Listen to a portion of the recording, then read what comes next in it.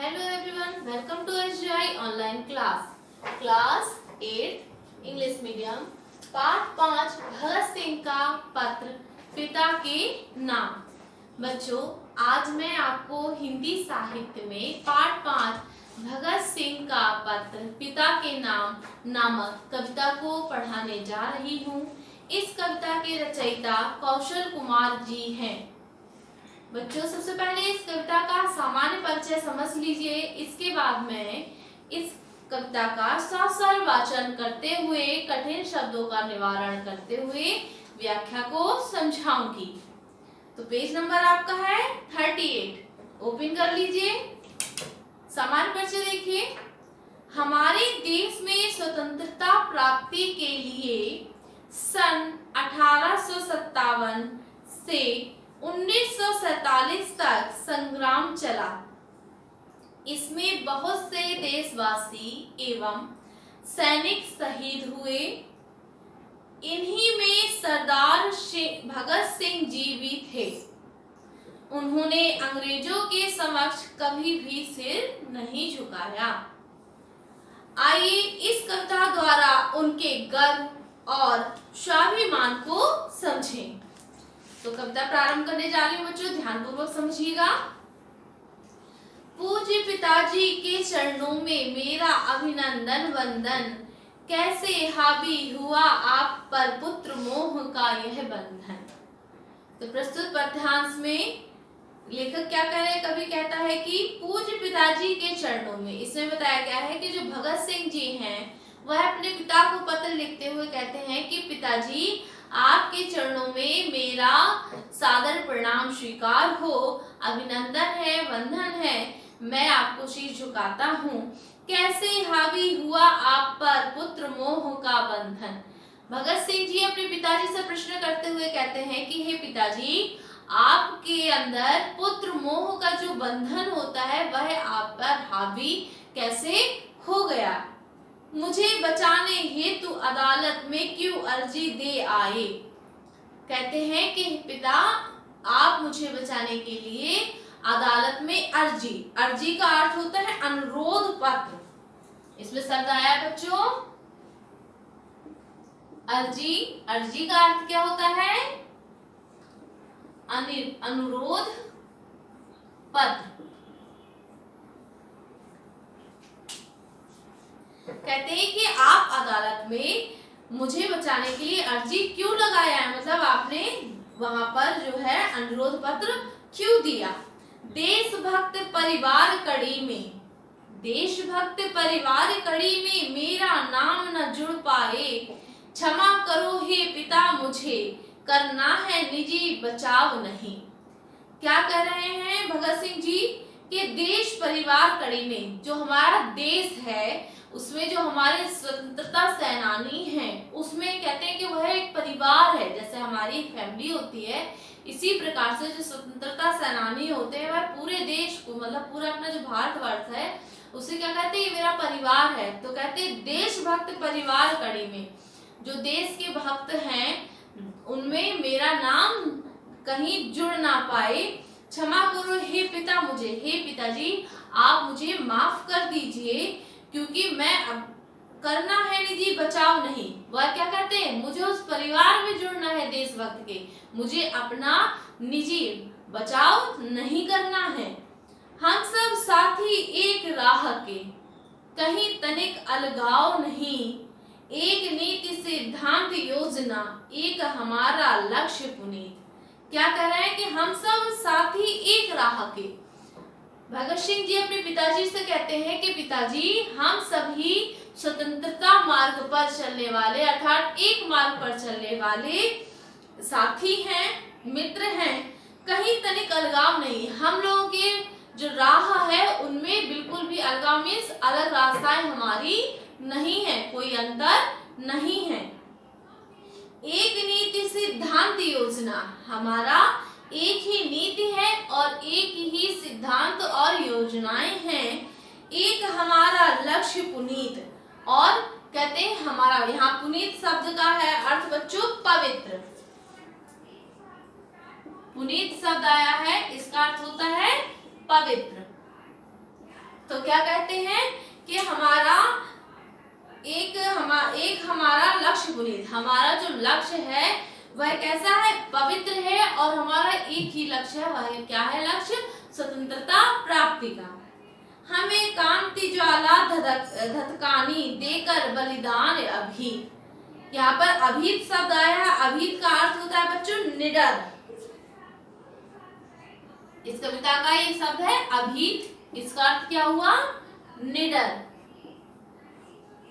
तो क्या कह रहे हैं भगत सिंह जी कि हमें कांति ज्वाला धधकानी, कहते हैं कि हमें क्रांति अर्थात जो स्वतंत्रता संग्राम चल रहा है उसमें हमें क्रांति लानी है, और उसमें ज्वाला धधकानी, सभी के मन में जो क्रांतिकारी है वे क्या सोचते हैं कि हमें मन में स्वतंत्रता प्राप्ति की ज्वाला धधकानी, मतलब उसे जलाना है। देकर बलिदान अभीत, और हम अभीत का निडर अर्थात हम स्वतंत्रता प्राप्ति के लिए बिना डरे हुए अपना बलिदान देने के लिए तैयार हैं। शिवा आपके यदि ऐसा पग लेता उठा अन्य कोई।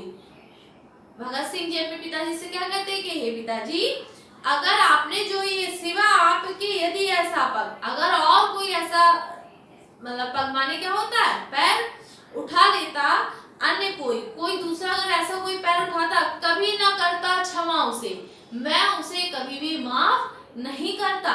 कहता डरपोक देशद्रोही, और मैं उससे क्या शब्द कहता कि तुम डरपोक हो अर्थात डरने वाले हो, और देशद्रोही हो। देशद्रोही कौन होता है, जो देश के लिए कार्य सही रूप से नहीं करता, अर्थात वह देशद्रोही मतलब जो विदेश से मिला हुआ होता है या अपने विरोधियों से मिला हुआ होता है। आप तो सच्चे देशभक्त हो, क्यों हटते हो उस पथ से। यहाँ पर बच्चों पथ शब्द आया है। पथ का अर्थ क्या होता है, रास्ता। पथ शब्द का अर्थ हुआ रास्ता। तो क्या है इसमें कि आप तो सच्चे देशभक्त हो। भगत सिंह जी अपने पिताजी से कहते हैं कि पिताजी आप तो सच्चे देशभक्त हैं, देश प्रेमी हैं, क्यों हटते हो उस पथ से। आप अपने देशभक्ति का जो मार्ग है उससे आप विचलित क्यों हो जाते हैं। ब्रिटिश जेलों में खुद भोगा पुत्र न भोगे इस मत से। आप क्या सोचते हो, जो ब्रिटिश अंग्रेज होते हैं, अंग्रेजों की जेलों में जो आपने तकलीफ जो दुख भोगे हैं, तो इस भावना से कि मेरा पुत्र ना भोगे। मैं परिचित हूँ एक पिता की मोह भावना ममता से। भगत सिंह जी क्या कह रहे हैं कि पिताजी मैं इससे भली भांति परिचित हूँ कि एक पिता की जो भावना है वह प्रेम और ममता से भरी हुई होती है। पर क्यों होते विमुख आप। विमुख शब्द का अर्थ होता है अपने निर्णय से पीछे हटना। विमुख शब्द का अर्थ क्या होता है, अपने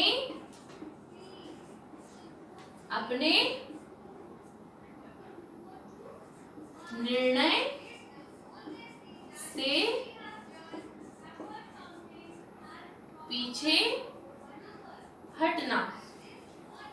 तो क्या कह रहे हैं कि आप अपने मतलब मोह भावना पर क्यों होते विमुख आप इस धैर्य शौर्य क्षमता से।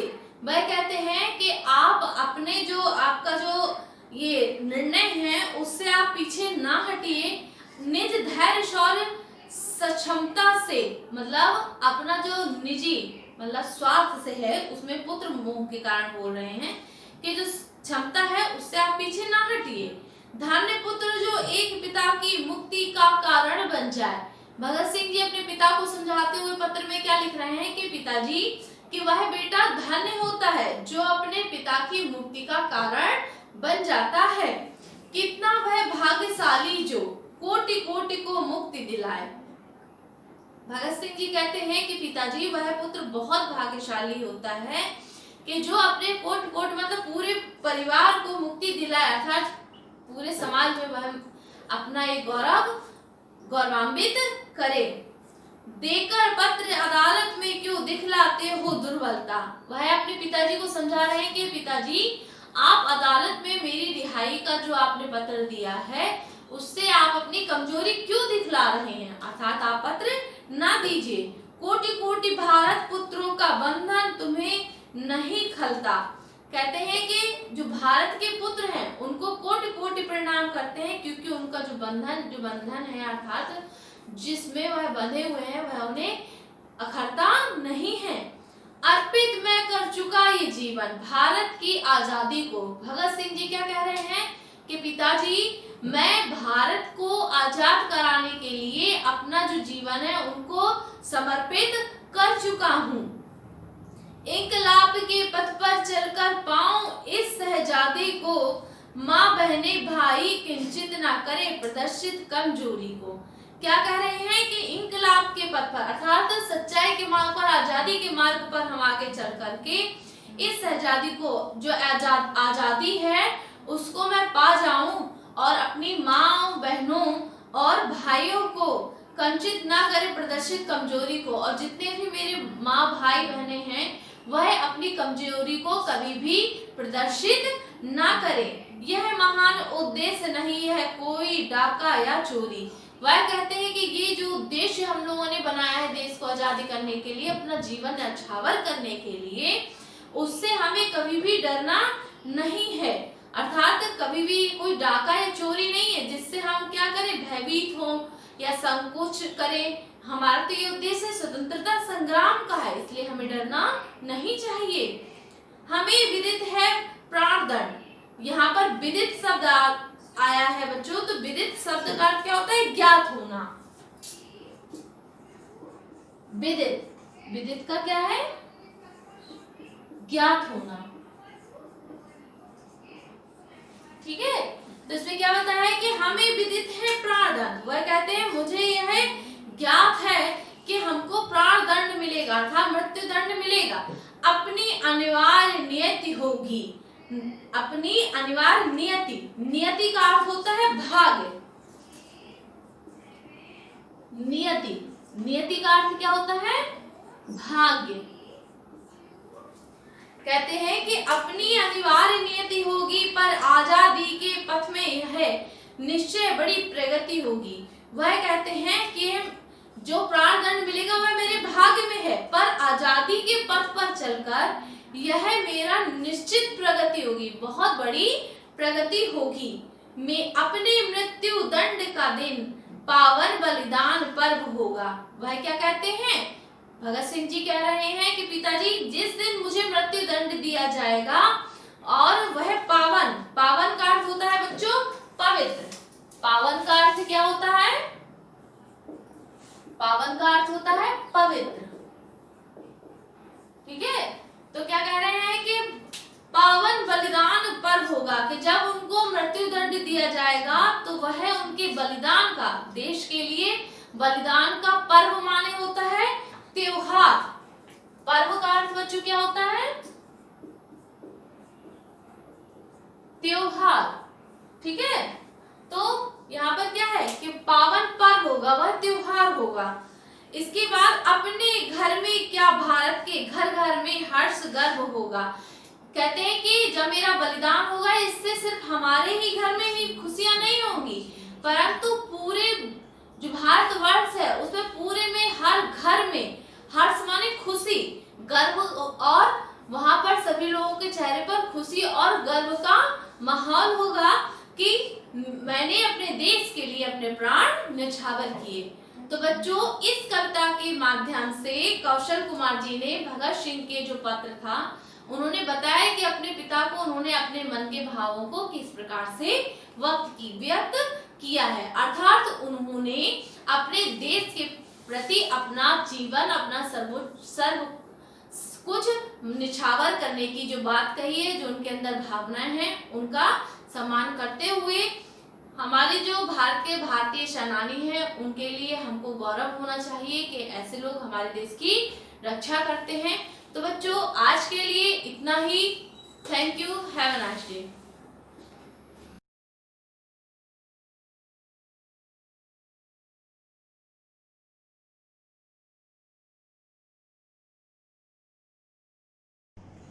Good morning students, I welcome you all to the online classes of SGOI. In the last class we have discussed how to calculate the square root of any number by using the method of division. ठीक है, division method का use करके how to find square root we have learned that in our class. ठीक है, and we have also discussed question number 1. Today I will be starting with question number 2 of exercise 3C. Question number 2 is saying the area of a square field is 7744 square meters. Find its perimeter. In question number 2, it is given that area of a square field, or you would say a square field, is 7744 square meter, and then you are asked to find the perimeter. In order to find the perimeter, the primary thing which is required is the side of that square field, and for that we are required to find the square root of that area, and that will give us the side of that square field. So let's start. First of all, we will be writing area of square field is equal to, and you all are very much aware about the formula of area of square, that is equal to side square. Okay, area is already given, which is 7744 square meter, that is equal to side square. From this we can easily calculate the side, because when we will be shifting this square here, it will be converted into square root. Hence we can write side is equal to square root of 7744. Okay, because side square is equal to 7744, hence side will be equal to square root of 7744. So next step will be, we will be calculating the square root of 7744, okay, by the method of division. Okay, so the pair will be making again 8 8 is 64. From here we can get 13. 8 plus 8 will be 16. This process will be done below this, लेकिन space नहीं इसलिए हमें यहाँ पे करना है. Now we can carry this 44 down. We are supposed to write that number here, जिसका यहाँ पे same number से multiply करने पे ये number आना चाहिए. ठीक है, तो हम लोग clearly देख पा रहे हैं कि इसकी unit place में क्या है 4. 4 लाने के लिए यहाँ पे या तो 2 हो, और 2 होगा तो यहाँ पे भी 2 लिखना पड़ेगा. तो आप 2 टाइम्स करोगे तो करीब ये 324 के आसपास आएगा. बट इट इज 1344, जो कि काफी बड़ी वैल्यू है. तो नेक्स्ट और एक ऑप्शन है, अगर यहाँ पे आप 8 लिखो और यहाँ पे भी 8 लिखो, तो 8 8 का 64 होता है, 1 स्पेस पे 4 आएगा. तो ये वैल्यू मिल सकती है हमको. यहाँ पे हम लोग 8 लिखेंगे, यहाँ पे 8 लिखेंगे. चेक कर सकते हैं 168 मल्टीप्लाई बाय 8 आप करोगे तो यू विल गेट 1344. ठीक है, इट विल बी 1344. सब्ट्रैक्ट करेंगे तो पूरा कैंसिल हो जाएगा. तो from here we can say that side is equal to 88. क्यों? क्योंकि square root of 7744 is equal to 88, that is 88. अब हमें साइड निकालनी, अब हमें पेरीमीटर चाहिए. तो you know that perimeter of square field is equal to 4 multiplied by side. Perimeter of square field is equal to 4 multiplied by side, that is equal to 4 multiplied by 88. Okay, 4 multiplied by 88 आप करोगे तो you will get 352, and this will be your answer. Meters, no? Answer will be 352 meters, which will be the perimeter of the square field which was asked in the question. Okay, I hope you are very much clear with this question. Let's move further.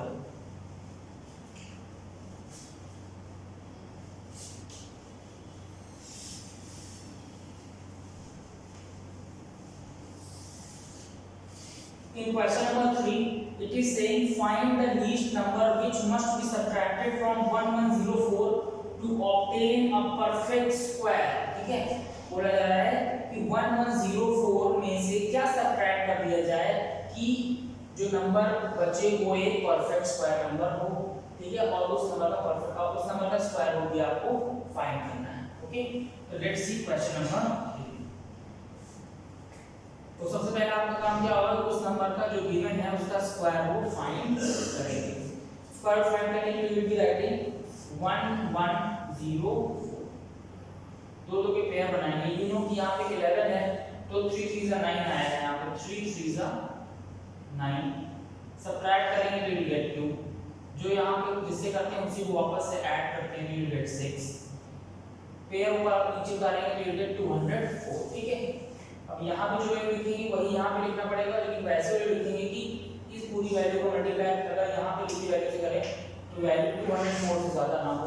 तो clearly you can see कि 63 यहाँ आएगा, यहाँ पे 3 आएगा, तो what will get, will get 189, क्योंकि 63 multiply by 3, 3 3 is 9 and 3 6 is 18, 189. When we will be subtracting this, we will get 14 minus 9, that is equal to 5. Okay. From here, this will be 9 minus 8, that is 1.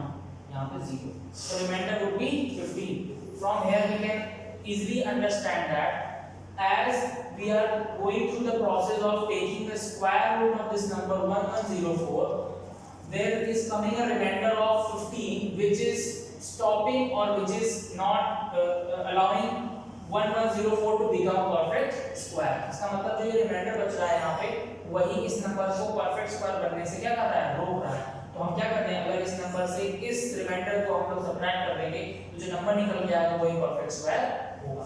तो आप लिखोगे required answer, therefore required answer is equal to 1104 minus 15. What you will get? You will get 1089. ठीक है, तो 1089 वो number होगा जो perfect square होगा। क्वेश्चन में पूछा गया आपको उस नंबर का स्क्वायर रूट बता दीजिए, तो ये क्वेश्चन में आ रहा है यही इस नंबर का स्क्वायर रूट होगा। तो नीचे आप लिख दोगे square root of 1089 is equal to 30. एक क्वेश्चन में दो answers, first is 1089 is that number which is a perfect square, secondly the square root of 1089 will be equal to 33. So this is solution of question number 3. Question number 4 is same as question number 3. Question number 4 जो है तो question number 3 की जैसा ही exactly है, तो I want you to solve that question by your own. Now moving to question number 5.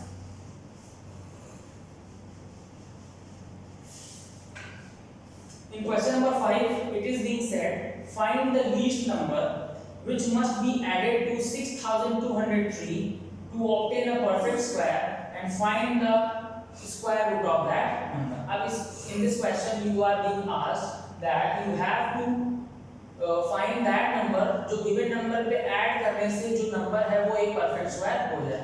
इसके पहले जो question था उसमें आपको subtract करना था, इस question में आपको बोला जा रहा है कि उस नंबर में क्या नंबर हम ऐड कर दें कि वो नंबर एक परफेक्ट स्क्वायर बन जाए। ठीक है, तो let's start question number 5। First of all आपको स्क्वायर रूट निकालना होगा जो गिवन क्वेश्चन में है। ठीक है, number is 6203।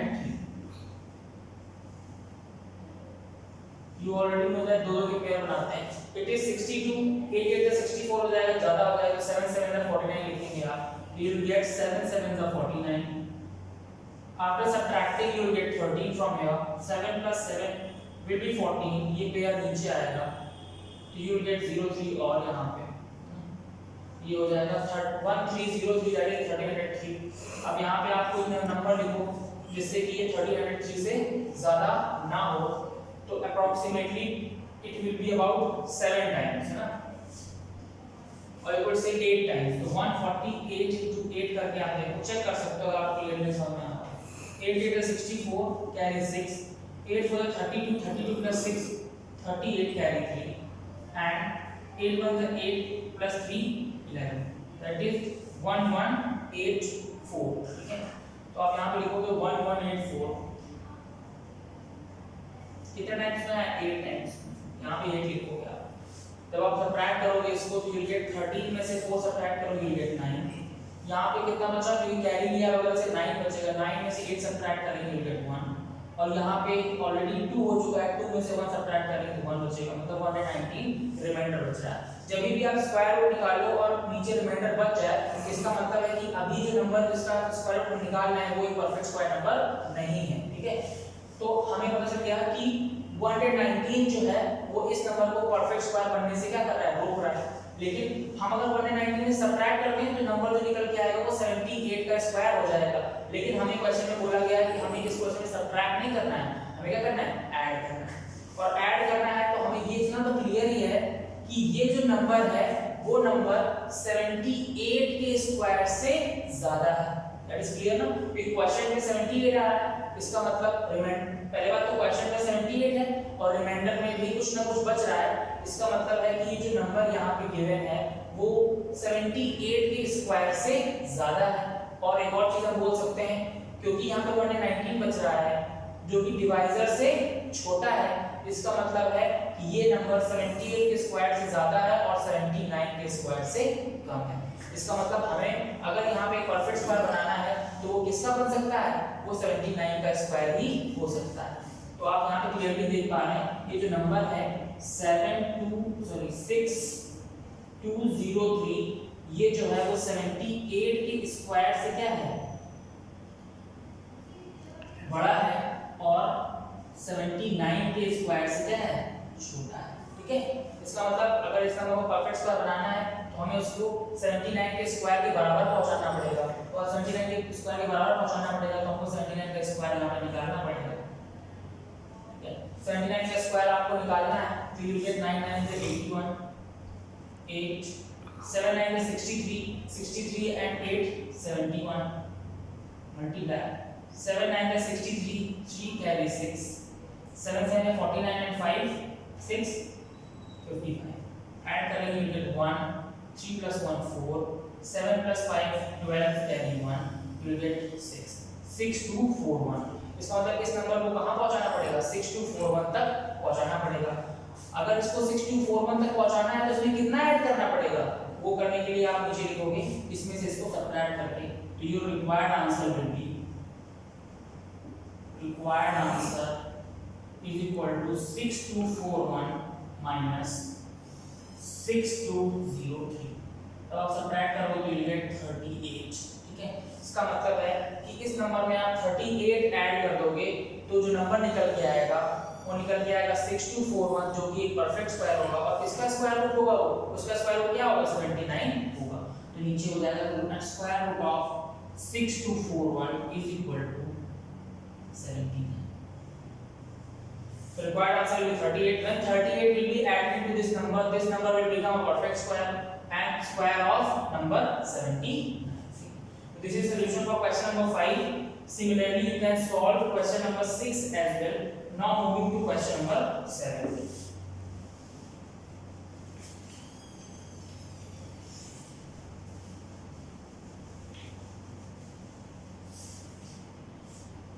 In question number 7 it is saying find the greatest number of 6 digits which is a perfect square and find the square root of this number। बोला जा रहा है कि आपको ग्रेटेस्ट नंबर बताना 6 डिजिट का जो एक परफेक्ट स्क्वायर हो। तो पहले तो हम क्या लिखेंगे, 6 डिजिट का ग्रेटेस्ट नंबर लिखेंगे, ठीक है। क्वेश्चन नंबर 7 में first of all right greatest 6 digit number. You all know that greatest digit number will be equal to 9 times 6 times 9 है ना, ठीक है। That is 9,99,999 will be the greatest 6 digit number। अगर ये नंबर जो है greatest digit number अगर ये पहले से ही परफेक्ट स्क्वायर होता तो हमें आगे कुछ करना ही नहीं पड़ता, ठीक है। हम ये चेक कर लेते हैं ये परफेक्ट स्क्वायर है कि नहीं। अगर ये परफेक्ट स्क्वायर नहीं होगा तो इसमें से कुछ ना कुछ हमें सब्ट्रैक्ट करके उसको परफेक्ट स्क्वायर बनाना होगा। सिमिलर टू क्वेश्चन नंबर 4, ठीक है, similar to question number 3 and 4। तो पहले इसको चेक करते हैं कि ये परफेक्ट स्क्वायर है कि नहीं। किस प्रोसेस से चेक करेंगे, डिवीजन मेथड से ही चेक करेंगे, ठीक है। राइट 9 9 9 9 9 एंड 6 टाइम्स दो पेयर आप बनाओगे 99 यहाँ पे है तो किससे मल्टीप्लाई करेंगे 8 8 9 9 से 81, अगर 10 10 से करोगे तो 100 हो जाएगा। तो इट मींस हम लोग 9 9 जा 81 लिखेंगे। यू विल गेट सब्ट्रैक्ट करके 18 जिससे डिवाइड किया उसी को फिर ऐड करते हैं तो 9 + 9 दैट विल बी 18। यहां से एक पेयर नीचे उतारेंगे यू विल गेट 1899। ठीक है, नाउ यहां पे जो नंबर लिखते हैं वही यहां पे लिख के पूरे नंबर से मल्टीप्लाई करते हैं। You can clearly see कितने टाइम्स जाएगा ये 9 टाइम्स ही जाएगा। ठीक है, तो आप यहाँ पे चेक कर लो 189 मल्टीप्लाई बाय 9 क्योंकि यहाँ पे 9 लिखोगे आप 19 लिखोगे तो you get 9 9 is 81 8 1 carry 8 8 9 9 is 72 72 plus 8 that is 80 फिर से 8 carry 9 9 9 and 8 70 that is 1701 from here you will get 1701 कितने times 9 times. then again you will subtract so what you will get 8 from here 9 from here and 1 from here।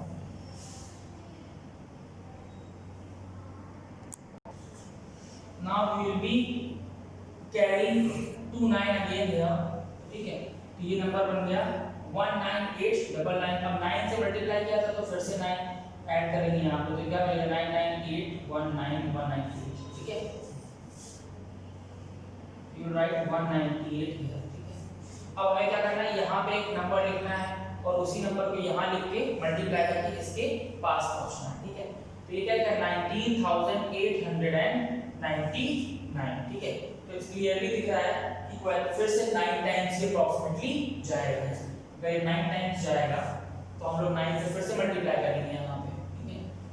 तो 1989 multiply by 9 करके देखो आप 9 9 का 81 1 carry 8 8 9 72 72 plus 8 that will be equal to 80 फिर से 8 carry then 9 9 का 81 81 plus 8 that is equal to 89 carry 8 9 9 9 and 8 17 that is 17901 it will give us 1790। Subtract करेंगे तो मिलेगा 8 यहाँ से 9 ही मिलेगा फ्रॉम हियर ये छोटा वैल्यू है इधर से कैरी करेंगे तो यहाँ से मिलेगा 18 minus 9 that is 9 और यहाँ बचेगा कितना 8 8 में 7 1 that is 1998। ठीक है, 1998 जो है ये क्या बच रहा है रिमाइंडर बच रहा है। क्वेश्चन कितना आ रहा है 999 आ रहा है। इसका मतलब है कि जो 1998 है ये इस कंप्लीट नंबर को परफेक्ट स्क्वायर होने से रोक रहा है। ठीक है, तो क्या करेंगे इस नंबर में से इस 1998 को सब्ट्रैक्ट कर देंगे तो नंबर जो हो वो परफेक्ट स्क्वायर हो जाएगा। यहाँ पे आप लिखोगे required answer is equal to 999999 minus 1998। 9 में से 8 करोगे 1 आएगा 9 में से 9 0 9 में से 9 0 9 में से 1 8 और यहाँ पे 9 9 तो आंसर आएगा 9,98,001। अगर आपसे कोई पूछे इसका स्क्वायर रूट क्या होगा तो स्क्वायर रूट क्या होगा इसका 999 स्क्वायर रूट होगा। ठीक है, सिमिलरली क्वेश्चन नंबर 8 में स्मॉलेस्ट 4 डिजिट नंबर की बात की जा रही है तो इसमें आप क्या करोगे इसको सॉल्व करोगे क्वेश्चन नंबर 5 और 6 की तरह। ठीक है, now moving to question number 9 which is the last question of this exercise। इसमें बोला जा रहा है find the least number by which 69,192 must be first part decreased, second increased, third multiplied and fourth divided to make it a perfect square। तो जब इसमें बोला जा रहा है डिक्रीज तो डिक्रीज में आप क्या करोगे इसी तरीके से स्क्वायर रूट निकालोगे जो रिमाइंडर बचेगा उसको सब्ट्रैक्ट कर दोगे तो डिक्रीज का आंसर आ जाएगा। नेक्स्ट पार्ट में बोला जा रहा है इंक्रीज इंक्रीज के लिए आप क्या करोगे क्वेश्चन नंबर 5 और 6 में जैसे मैंने बताया पहले स्क्वायर रूट निकालोगे। ठीक है, उसके बाद जो क्वेश्चन जो रिमाइंडर बचेगा उससे आपको कोई मतलब नहीं है। जो क्वेश्चन आएगा उसके एक आधे नंबर का स्क्वायर निकालोगे आप उसमें जो वैल्यू आएगी उससे यहाँ वाली वैल्यू को सब्ट्रैक्ट कर दोगे मतलब पता चल जाएगा आपको कि कितना नंबर उसमें ऐड करें जिससे कि वो नंबर परफेक्ट स्क्वायर हो जाए। क्लियरिटी के लिए आप क्या कर सकते हो क्वेश्चन नंबर 5 और क्वेश्चन नंबर 6 को अच्छे से देखो मैंने बताया कैसे करना। क्वेश्चन नंबर 9 के सेकंड पार्ट में आपको वही अप्रोच यूज करनी है। ठीक है, now moving to part third में बोला जा रहा है किस नंबर से मल्टीप्लाई करते हैं कि जो नंबर है गिवन वो परफेक्ट स्क्वायर बन जाए। तो मल्टीप्लाई के केस में आपको क्या करना पड़ेगा, आपको उस नंबर के फैक्टर्स करने पड़ेंगे प्राइम फैक्टर से, और जिसका पेयर नहीं बन रहा होगा उस नंबर से आपको उसको मल्टीप्लाई कर देना होगा। डिवीजन के लिए उसी नंबर से डिवाइड कर देना होगा जिस नंबर का पेयर नहीं बन रहा हो। ठीक है, तो I hope you are sure and you are very much clear with the concept of this exercise. This is the completion of your square root. In the next class I will be starting with the cube roots. Thank you.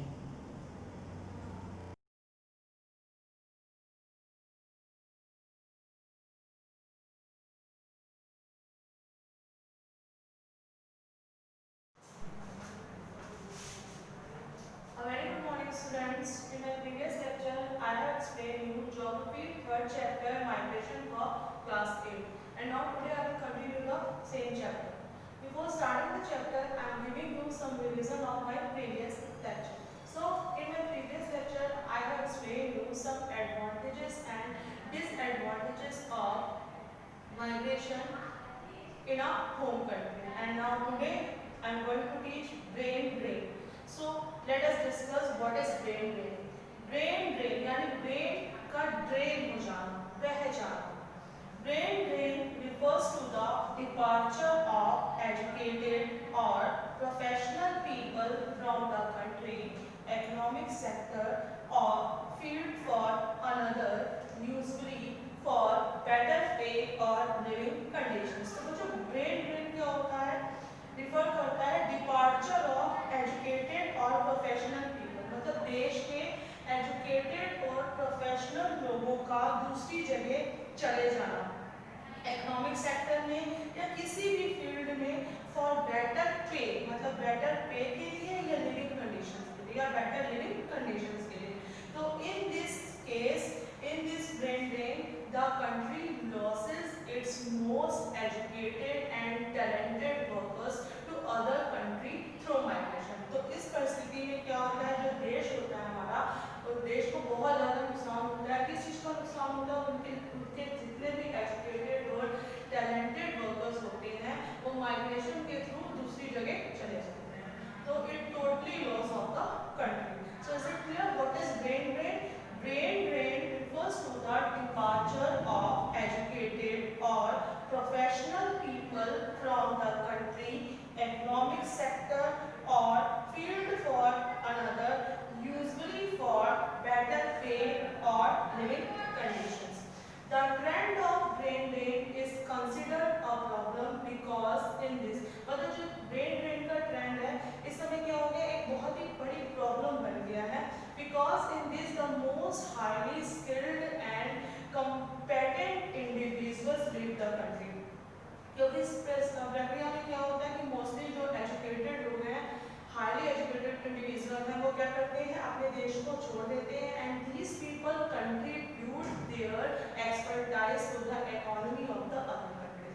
तो ये लोग अपने देश में अपनी सेवाओं को ना लगाकर क्या करते हैं, अपनी सेवाओं को कहाँ एक्सपर्टाइज करते हैं, अपनी सेवाओं का कहाँ यूज करते हैं, दूसरे देश में यूज करते हैं. तो जिससे क्या होता है कि उनकी जो जितनी भी सेवाएं होती हैं, जो भी वो कंट्रीब्यूट कर रहे हैं, वो कंट्रीब्यूशन उनके खुद के देश के लिए ना होकर दूसरी कंट्री के लिए हो जाता है. Thus the country they live suffers economic hardship. इसकी वजह से देश को क्या करना पड़ता है, बहुत ही ज़्यादा इकोनॉमिक हार्डशिप्स को फेस करना पड़ता है. बच्चों बात करते हैं कि there are various causes of brain drain. The main causes include seeking employment or higher paying job, political instability and seek a better quality of life. तो हमारा brain drain के causes में क्या include होता है, तो seeking employment की खोज करना, higher paying job को करना, political instability and better quality of life, people forced to leave their home country and settle down to another country. Causes of brain drain can be broadly categorized in push and pull factors. So firstly I discussed about push factor. So push factor are the forceful factor. Push factors force the individuals to move voluntarily and in many cases they are forced because they risk something if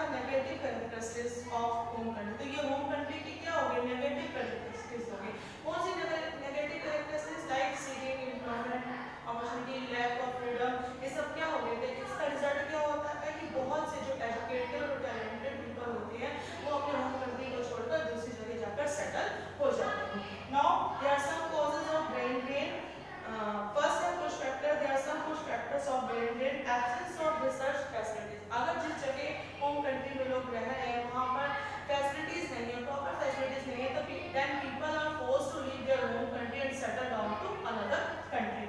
Now next is employment discrimination. मतलब employment opportunities हैं लेकिन उसमें क्या है, proper discrimination है, भेदभाव है, मतलब किसी को बहुत ज़्यादा प्रायोरिटी दी जा रही है और किसी को बहुत कम प्रायोरिटी दी जा रही है. तो that is the major cause of brain drain and people wanted to leave their home country and settle down to another country.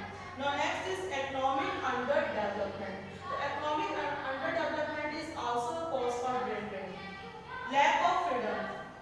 जहाँ पे लोग रह रहे हैं अपने होम कंट्री में, अगर उनको किसी भी तरह की फ्रीडम नहीं मिलती है तो वो अपने होम कंट्री को छोड़ने के लिए फोर्स हो जाते हैं and they forced to leave their home country and settle down to another country.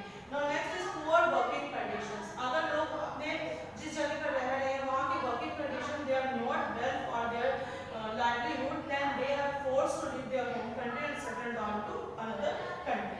So it is also a loss of the country. Lack of job opportunities. अगर job opportunities की कमी है then people क्या करेंगे कि उस जगह को छोड़ देंगे और दूसरी जगह जाकर सेटल हो जाएंगे. तो this is the total loss of the country because the talented and experienced workers migrate to another country and they contribute their services to another country instead of contribute their services in their own country. मतलब अपने देश में अपनी सेवाओं को देने की बजाय वो कहाँ देते हैं, दूसरे देश में देते हैं. तो दूसरे देश की इनकम बढ़ती है, अपने देश की इनकम नहीं बढ़ती. तो it is a total loss of the country.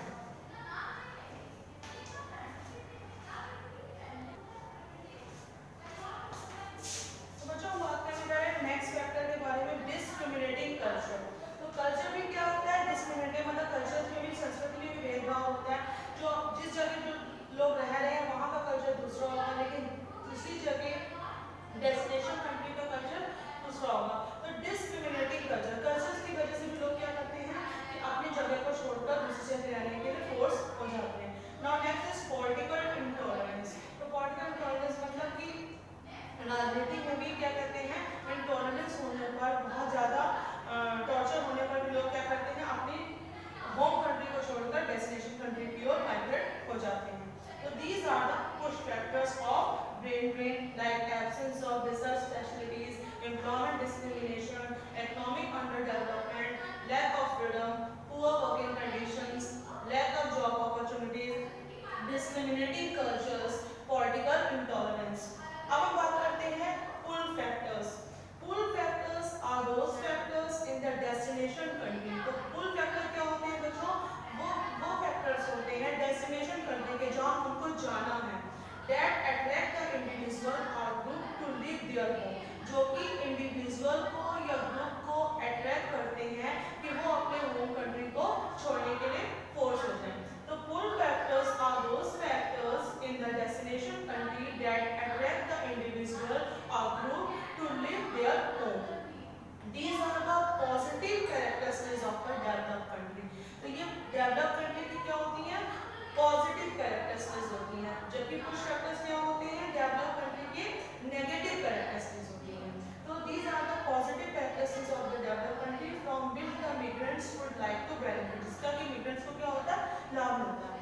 Some of the example of pull factors are higher paying jobs and a better quality of life. तो कुछ examples क्या हैं हमारे pull factors के, higher paying jobs मतलब कि ऐसी job करना जिसमें भी बहुत ज़्यादा पे किया जाए और better quality of life.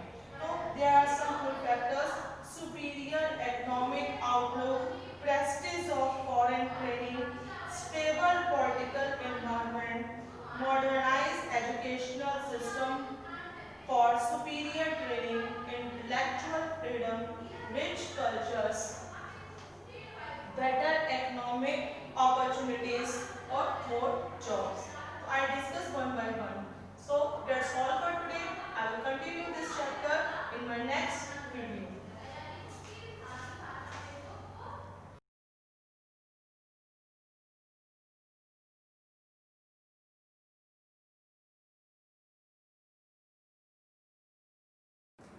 Good morning students, welcome to Shivaji Group of Institutions online classes, and this is your biology class. Today I am going to start the unit 3, abiotic components. And in this unit we will discuss all the abiotic components of the ecosystem. So abiotic components of this ecosystem are, abiotic factors are two types, climatic factor and edaphic factor. So in climatic factors there are several factors like air, water, temperature, okay, but in edaphic factor there are only one factor, that is soil. The edaphic factor is the soil, and the climatic factors which are included to change the atmospheric conditions. So those factors are climatic factor like air, water, temperature, rain. These are climatic factors. So first of all we will discuss about the air. The first climatic factor, that is air. Students, air are inexhaustible natural resource. What do you mean by inexhaustible natural resource? That means it is renewable natural resource. Renewable means which can never be end. The resource which can never be end by using. Those types of resource are called inexhaustible natural resource or renewable natural resource. Means it can be renewed. Like as you think that means if you use the air, it is decreases. No, not, it is not decreases. Means as much as you uses, it is not decreases. That means it is an inexhaustible natural resource. Where it is found? It is found everywhere. The air is found everywhere in our atmosphere, in our surroundings. There are air. What is present in our surrounding? That is air. And the air is essential for the survival of life. Means every living organism are depend on the air because they use air for the various activities like respiration, and the other living organisms like plants use air for the process of photosynthesis. Means living organisms use all the living organisms use air for the respiration, for the process of respiration, and the plant, which is also a living organism, use the atmospheric air or use the air for the process of respiration and as well as photosynthesis. So the living organisms use air for their various activities like photosynthesis and respiration. And the air is consist of mixture of various gases. What types of gases are present in air? Like oxygen, nitrogen, carbon dioxide, and various other gases like means like helium or argon. These are other gases. And how much amount of these gases are present in the air? The oxygen is present approx 21%, and nitrogen is present 78%, and carbon dioxide is present 0.03%. Other gases like helium, argon, neon, these are present 97%. Okay, means the gas which are present in high amount, that is nitrogen, and the second number is the oxygen. So this is the composition of the air. Means air is a mixture of several gases. So this is the composition of various gases which are present in the air. So students, atmosphere. What is atmosphere? The envelope of the earth, the envelope of the air that surrounds the earth is called atmosphere. Means our surrounding, there is an envelope of air, and this envelope is called atmosphere. The atmosphere is divided into 4 different zones. Actually, the atmosphere is divided into 7 zones. There are 7 zones of the atmosphere. But here in your syllabus, there are only 4 zones. So we will discuss about these 4 zones. Okay. First is troposphere. Second is stratosphere. Third is mesosphere. And fourth is thermosphere. The lowest layer of the atmosphere is the troposphere, which is present approx 10 kilometer. This is the layer of the atmosphere where we live. We live in the troposphere. Okay, so this is the layer which is present up to the 10 kilometer, and in this layer there are several atmospheric air. Most of the atmospheric air, approx 75% of the atmospheric air is present in this zone, in this troposphere zone, and most of the climatic or weather conditions are present in this zone, troposphere, like rain, cloud, winter, summer. Okay, and in troposphere the temperature decreases, means the temperature gets cooler. When it gets cooler, when there is a height is increased above the earth, the temperature get cooler. So this is so there is a summer and winter season. Next to the troposphere, this next layer is the stratosphere, which is spread about 10 to 60 kilometer. 10 to 60 kilometer, that layer or zone is called stratosphere, which is above the troposphere. Above the troposphere there is a zone is stratosphere, and in this zone the temperature increases, means because in this layer the ozone layer is present. The ozone layer is present in which zone of the atmosphere? In stratosphere. In stratosphere the ozone layer is present. And what is the function of this ozone layer? Actually this ozone layer absorbs the ultraviolet rays which comes from the sun. You know students, the sun's produce a harmful rays are called ultraviolet rays, and these rays are very harmful to us. So it cannot be reached into the earth, because this ozone layer protects us from these ultraviolet rays. And the ozone layer, the main function of the ozone layer is to absorb the UV rays. In short, we say the ultraviolet rays to UV rays. Okay, so this ozone layer absorbs the UV rays which are coming from the sun. And what are the harmful effect of the UV rays? UV rays actually there are various diseases which is caused by the UV rays, like skin cancer, cataract, inflammation in our eyes. So basically there are disease which is caused related to our eyes, our skin, a type of cancer related to skin. Okay, so these diseases are caused by the UV rays, and UV rays are very harmful, and this ozone layer absorbs the UV rays and protect us from this UV rays. Next layer, next zone is the mesosphere, which is above the stratosphere. We can also say that mesosphere is the middle zone of the atmosphere. Okay, so next to the stratosphere is the mesosphere, which varies from 60 to 100 kilometer.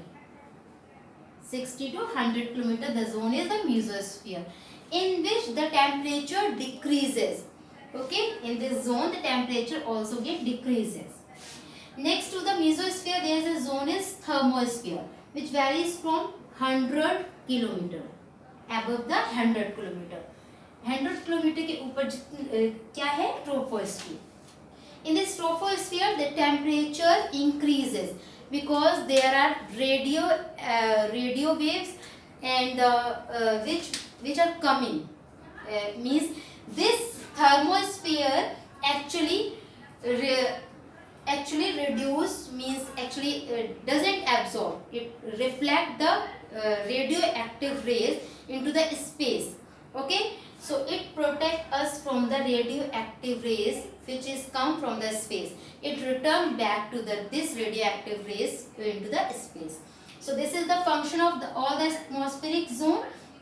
And the air is also very important abiotic factor. Okay students, so students, there is a balance of oxygen and carbon dioxide in our atmosphere, but in recent year there is the balance has been disturbed between the oxygen and carbon dioxide.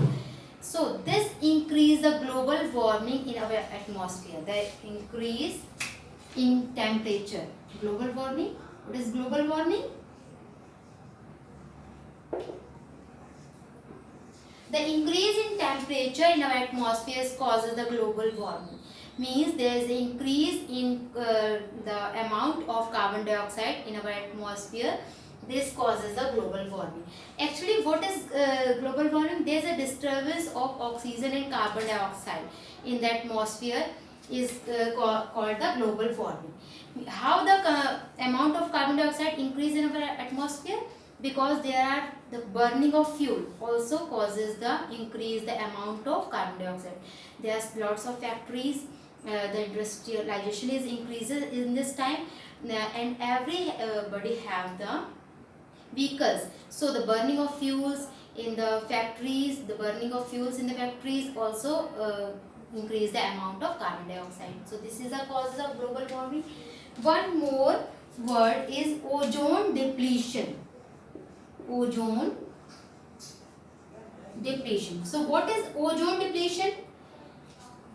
You know, students, in the stratosphere zone there is a ozone layer which protect us from the sun's UV rays, and nowadays there is a ozone depletion. There is a hole in the ozone layer, and the hole in the ozone layer is called ozone depletion. Okay, students. So and the rays which are come from the sun is very harmful. Because of the ozone depletion, these rays are come to the earth. So we want to try to reduce the ozone depletion. How to reduce the much use of ACs, refrigerator in a home. Okay, students. And the next factor is the wind. And the next abiotic factor is the wind. The air in motion is called wind. Okay, the air in the motion is called wind. Means the first factor is the air which is present in our atmosphere, in our surrounding is the air, but the air which is in motion is called wind. Means it also affect in various ways in the plants or the living things. First of all, in the plants, if we will talk about the plants, it affects the rate of transpiration in plants. How? If the velocity of the wind, blowing very fast, the rate of transpiration is also increases. Okay, and if the velocity of the wind increases, is high, the velocity of wind is high, so there is survival of plants. Of only those plants can survive which have a strong root system, which have a strong stem system. Only those plants can survive when the velocity of the wind is very high. Okay, students. So wind also affect the plants in various ways, like blowing of the wind also help in the dispersal of seeds and fruits. Those plants which are cross-pollinated, so there is a dispersal of seed and fruit by the help of wind. So these also help in pollination. Especially the cross-pollination. The cross-pollination occur by the help of wind, and in some plant it also disperses the seed and fruit from scattering the seeds from one place to another. Wind also help. So wind also help in various ways. It affects the life of the living things.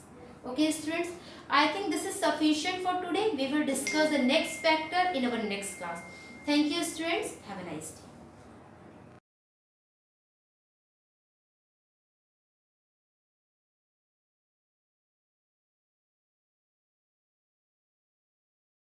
Good morning, students. This is class 8E, subject is computer.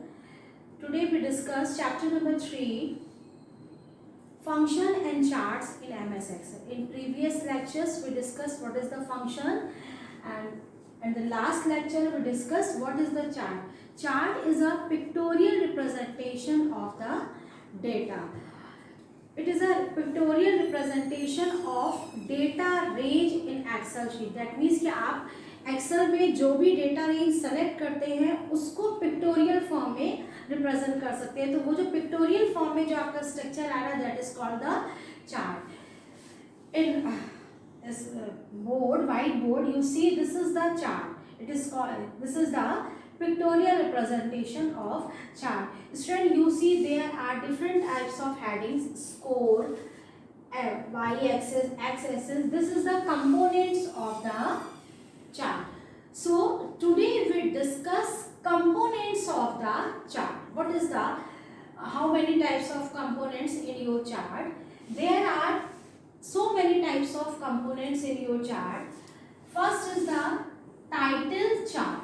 Okay student, first is the title chart title. What is the chart title? This is the chart title. This is the chart title. Chart title is the just like the heading of the chart. यानी कि आपने जो chart आपने बनाया है, हम लोग बनाते ही नहीं हैं, हम लोग सिर्फ उसमें एक डेटा जो है वो एक डेटा रेंज सेलेक्ट कर लेते हैं और चार्ट अपने आप से ही क्रिएट हो जाता है। तो जब हम लोग चार्ट क्रिएट करते हैं तो वो हमसे अभी हम लोग इसके बाद नेक्स्ट लेक्चर जो हमारा होगा उसमें हम लोग कैसे how to create a chart हम लोग देखेंगे। तो उसमें आपको आएगा कि किस तरह से आपने चार्ट टाइटल को सेलेक्ट किया, तो वहाँ पे आपका जो चार्ट नेम है, जैसे हम लोग कोई भी चैप्टर नेम जब स्टार्ट करते हैं, यहाँ पे हमारा chapter number 2, this is the क्या हुआ, this is the chapter title. तो टाइटल मीन्स क्या होगा, it explain the name of the chart. This is the chart title. First component is the chart title and second is the grid lines. Second is the grid line. Second component is grid line. What is the grid line? Student, in math subject you create a different types of bars. Okay, you create graphs. Graph आपकी जो graph book होती है उसमें आपका देखेंगे इस तरह से आपके डॉट डॉट्स में बहुत सारे आपके बने रहते हैं। तो ये आपका डॉट हो या इस तरह से आपकी सीधे हॉरिजॉन्टल लाइन, राइट।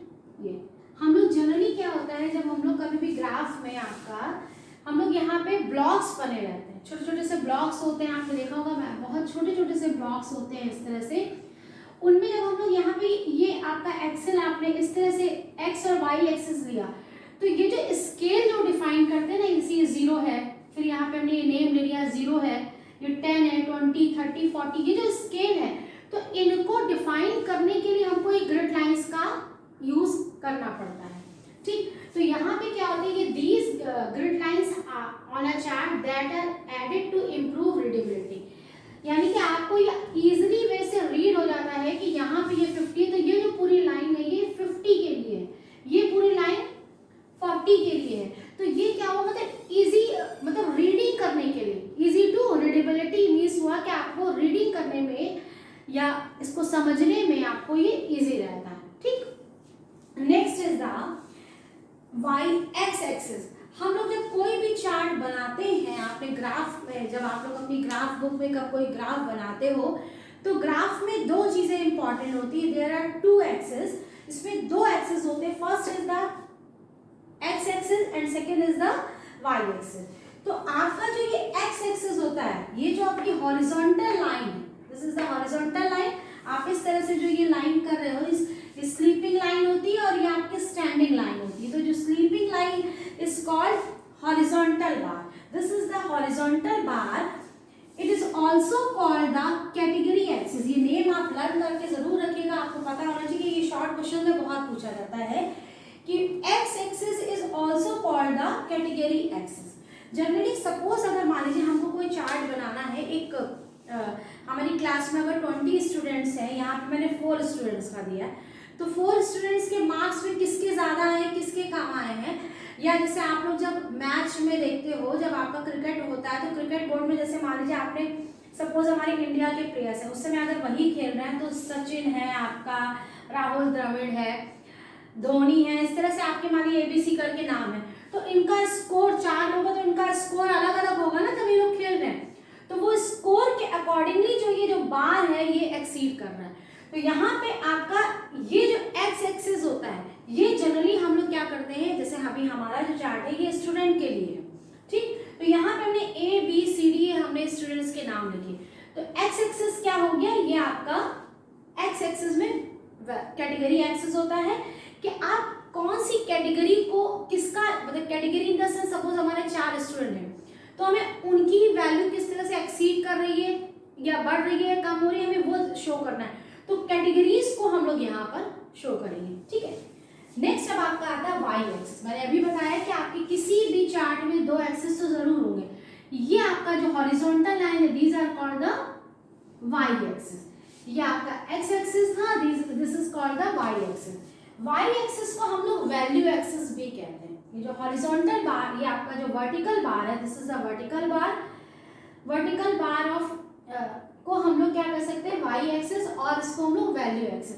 यहाँ पे A B C D these are the student, इनके मार्क्स में जो वेरिएशन हो रहा है यही तो हम लोग चार्ट में हम लोग क्या करते हैं, चार्ट में जो एनालिसिस होती है वो बहुत आराम से हो जाती है।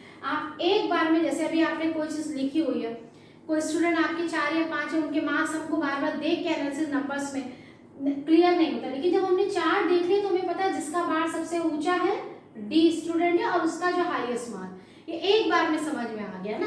तो यानी कि ये क्या होता है, रीड करने में और इसको समझने में, दोनों चीजों में चार्ट में ज्यादा आराम रहता है।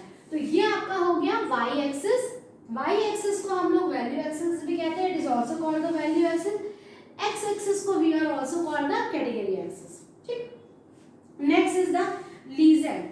लीजेंड क्या होता है कि यहाँ पे देखिए मैंने रेड और ये लिया है। जनरली जो हम लोग यहाँ पे जो आपका कैटेगरी एक्सिस में कभी कभी क्या होता है, जैसे मान लीजिए हमने सब्जेक्ट लिए हैं और यहाँ पे हमने स्टूडेंट के नाम ले लिए हैं, तो कभी कभी यहाँ पे एक ही कैटेगरी में आपके 2 या 3 जो है वो आपके वैल्यूज कैंडिडेट्स होते हैं। सपोज मान लीजिए यहाँ पे मैंने सब्जेक्ट्स लिखे हिंदी इंग्लिश मैथ्स, तो हिंदी इंग्लिश मैथ में किसका ग्राफ ऊपर गया वो एक ही कैटेगरी पे, तो यहाँ पे क्या होगा बार अलग अलग कलर के हो जाएंगे। तो लीजेंड का आपका कुछ भी नहीं है। जनरली आप लोग देखा होगा जब हम लोग मैप देखते हैं तो मैप में भी देखा होगा अलग अलग नदियाँ होती हैं या पहाड़, उनको अलग अलग कलर से बताया जाता है। तो यहाँ पे ये जो कलर्स होते हैं, आपने चार्ट में जो कलर अलग अलग यूज किए हैं, लीजेंड बस उन्हीं को डिफाइन करता है, ठीक है। तो वो अपने आप से ही दिखाएगा, this is a box that identify what each colour on a chart represent. यानी कि आपने जो रेड कलर है वो किसके लिए, स्टूडेंट्स के लिए यूज किया है, और अगर आपने ये ब्लैक कलर जो है वो मार्क्स के लिए यूज किया तो वो चीज यहाँ पे लिख के ऑटोमेटिकली आ गई, बस हम लोग कलर के लिए सेलेक्ट करेंगे। तो ऐसे तो इसके बहुत और भी बहुत सारे कंपोनेंट्स है, but there are 1 2 3 4 5 there are 5 main component. First is the chart title used for display the title of the chart. This is the chart title. Okay. Second is the grid lines. Grid lines जो होती है वो आपकी किसने होती है कि आपको चार्ट को इजीली आप रीड कर सको, ठीक, आइडेंटिफाई करने के लिए। X axis and Y axis. X axis is also called the category axis, and Y axis it is also called the, this is the vertical axis, and it is also called the value axis. Legend जो होता है वो define करता है आपने chart में जो values दिए उनके कलर्स के लिए होता है कि आपने डिफरेंट कलर यूज करे, तो लीजेंड जो है वो आइडेंटिफाई करता है डिफरेंट कलर्स को कि वो किस वैल्यू के लिए दिया गया है। तो student, so this is these are the main components of the chart. And the next topic is type of chart. There are different types of chart available in MS Access. There are 5 chart. First is the column chart, second is the line chart, third is pie chart, fourth is bar chart, and fifth is the area chart. These are the symbols of chart. Column chart to compare data using vertical bar. These are the, ये आपके इस तरह से जो है, these are the vertical bars, और ये column chart जो है it compares vertical bars. Okay, next is the bar chart. Bar chart and column chart are the same chart, but column chart compare vertical bars and the bar chart compare horizontal bars. Okay, like this, that means this is the vertical, और आपने इसको इस तरह से घुमा दिया तो these are, ये इस तरह से लिटे हुए हो गए, यानी कि these are the horizontal bar. Okay, these compare the using horizontal bar. Next is the line chart. Line chart means this is drawn like this. These are the, suppose that ये लाइंस आपकी हैं, ये dots होते हैं, अब आप इनको ऐसे से कंपेयर कर दीजिए, ये these are the line chart. तो to show trend over the time using lines, यानी कि आपका जो भी इसमें भी एक्स एक्सेस और वाई एक्सेस होगा, पर हम लाइंस नहीं, इसमें डॉट डॉट, सिंपल को डॉट जब आप प्रॉपर मिलाएंगे तो ये जस्ट लाइक आपके एक लाइंस क्रिएट हो जाएंगे. ओके, तो to show trend over time using lines. Okay, area chart and line chart both are the similar chart, similar to the line chart with the area under the lining filled. यहाँ पे अगर हमने इसी lines को fill कर दिया, suppose that आपका ये है और अगर हमने ये लाइंस ही हैं, हमने अगर इसको इस तरह से फिल कर दिया तो ये अब आपका बन जाता है एरिया चार्ट. ओके, तो line chart and the area chart same, but in area chart जो लाइंस जो है वो आपकी फिल कर दी जाती है. अब आपका आता है this is the pie chart. Pie chart आप लोगों ने जनरली देखा होगा जब हम लोग मोबाइल यूज करते हैं, तो मोबाइल में जब हम लोग अपने मोबाइल में देखते हैं ना कितना डेटा स्टोर आपकी मेमोरी में, कितना डेटा स्पेस बचा है या फ्री स्पेसेस, तो आप देखोगे कभी भी तो उसमें आपका इस तरह से दिखाया जाता है टू कंपेयर प्रॉपर्टीज और पार्ट ऑफ होल.